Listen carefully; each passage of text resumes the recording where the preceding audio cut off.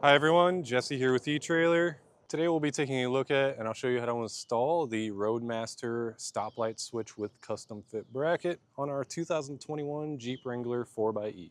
There's going to be 5 main components to look into when setting up your vehicle to be flat-towed. Starting with our base plate, this is going to be the structural mounting point for everything else. And then our second component is the tow bar. That's going to be the physical link between motorhome and towed vehicle. And we have our safety cables. These are here in case of a catastrophic disconnect. If something were to fail, then these will be here to hold everything together so you can get pulled over safely. We have our braking system. That's going to allow you to not only rely on the motorhome's brakes, but also use the towed vehicle's brakes to help you come to a stop. And then we have our diode wiring. The diode wiring is going to send a signal from the motorhome to the tail lights on the towed vehicle to allow those light functions to work properly. That means turn signals, tail lights, and brakes. While this isn't one of the 5 main components, this will be necessary to get your braking system to work properly with your LED indicator light or even your wireless monitor. Because the Jeep's factory brake signal you're not able to tie into that wiring. This is essentially just going to be a brake switch that you're installing on the vehicle in order to get that signal to tell the indicator light or wireless monitor when the brake is being used. So it may be tough to see because it's kind of tucked up in there. You'll get a better look at it once we get to the installation portion. But essentially, you're installing that switch on that brake arm. So whenever this brake pedal is depressed, it's going to release that switch, which sends a signal to the indicator to let it know to light up. So we'll get a better look at our indicator light here. As I depress the brake pedal, it'll light up. While this does work, we almost always recommend getting a wireless monitor because whenever there's a sun glare here on the windshield, it's going to be really difficult to see, and it really depends on the quality of your rear view camera if you can see it or not. Whereas with the wireless monitor, it'll simply sit on the dash of the motorhome, and you'll always be able to access that and be able to see it, so that way you know everything's functioning properly. We use this stoplight switch to get our Stay and Play Duo installed. However, this will work with many other braking systems. Also, I've used it before to get a brake light signal for some trailer wiring on a Jeep. So really it has lots of uses. Anytime you're needing to tap into a brake light signal, this really comes in handy. As for the installation, it's really just removing a couple of bolts, but you're most likely using this with other flat tow components or, as I said, trailer wiring. So it really can be a handful getting all that wired up. So I'd understand if you're not looking to get this done yourself, just feel free to check out our dealer locator. You'll find someone local to you that would be happy to help you out with that. If you have any questions or concerns after watching this video about either the stoplight switch or any other flat tow components, please feel free to reach out to us. We'd be happy to get you pointed in the right direction. If you are looking to see how this gets installed, then just follow along and I'll walk you through the process. To get our stoplight switch installed, you want to pull back on this panel here. It's just some clips holding it in, so just work your way from top to bottom, or you can go from bottom to top. Get that set aside. Now we can just kind of mock up. You'll see I already mounted my switch. You'll just want to make sure that you have the adjusting nut on the inside there, then a star washer and your nut. I like to have it backed off pretty far just to begin. But to mock it up, we're actually going to be using these 2 screws. Then you can see that'll line up with our brake pedal arm right there.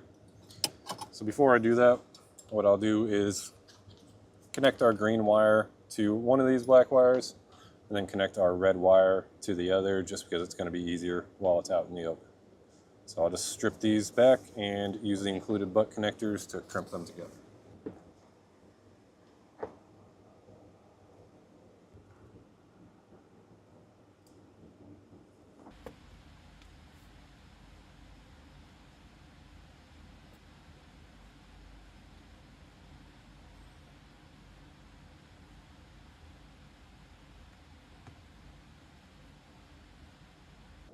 Now we can mount up our bracket. We just need an 8mm socket to Remove these 2 screws.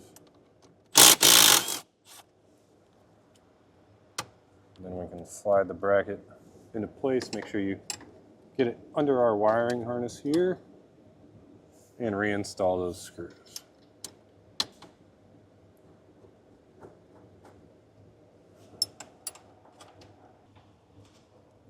We'll have to make sure that that computer bracket lines up with the hole also, so it makes it kind of tricky.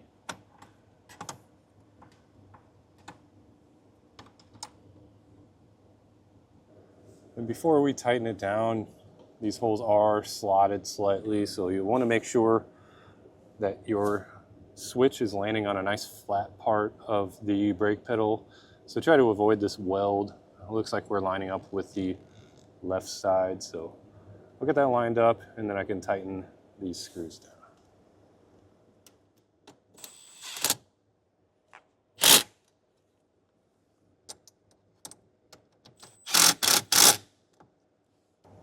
Now we're ready to get our adjustment set up and tightened down.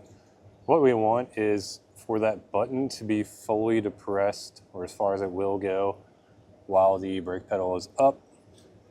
So I just like to kind of feel it out. If you're having issues, it's kind of hard to see. You might want to just throw your phone down here and record a video of it. I've done that before and it helped me out. But once you have it dialed in, it's a 17 millimeter wrench on that tightening nut, and the adjusting nut will be a 15. We'll get that nice and snug.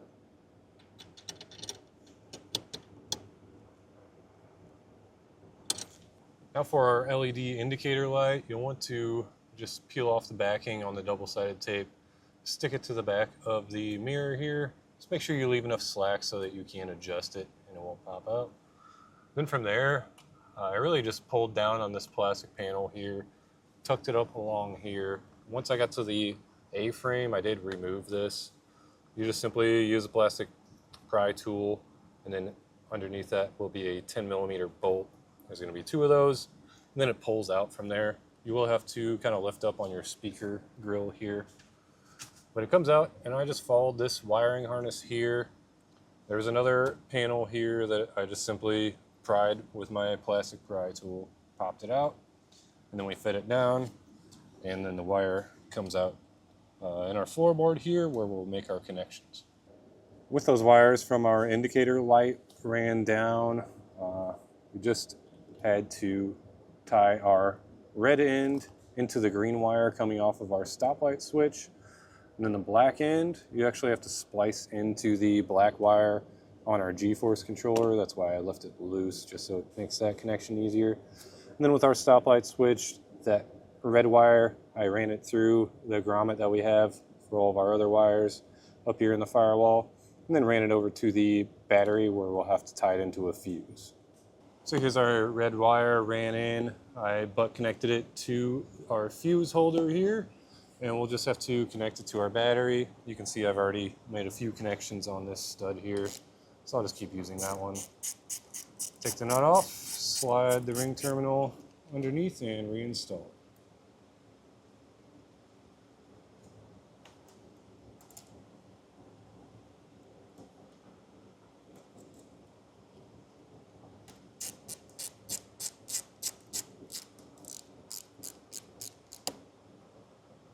Now that we know everything's functioning properly, that's going to do it for our look at an installation of the Roadmaster stoplight switch with custom bracket on our 2021 Jeep Wrangler 4xe.